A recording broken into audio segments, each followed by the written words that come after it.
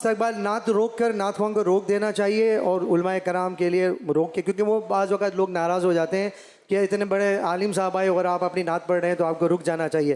तो इस सिलसिले में थोड़ी सी रहनुमाई फरमा दें कि हमें क्या करना चाहिए। जब बहार शरीफ में लिखा है कि तिलावत कर रहे हो कुरान करीम की, तो कोई आलिम दीन आए तो उसकी ताज़ीम के लिए उठ सकते हैं। तो इससे यह कि हम नात शरीफ के लिए भी उठ सकते हैं।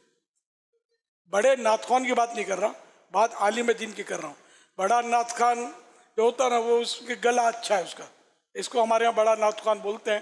तो फजीलत इल्म दीन की वजह से आलिम की, तो नात शरीफ बिल्कुल रोकी जाए, शेर पूरा कर लिया जाए, जहाँ मजमून पूरा होता हो तो मिसरा वो पूरा कर लिया जाए।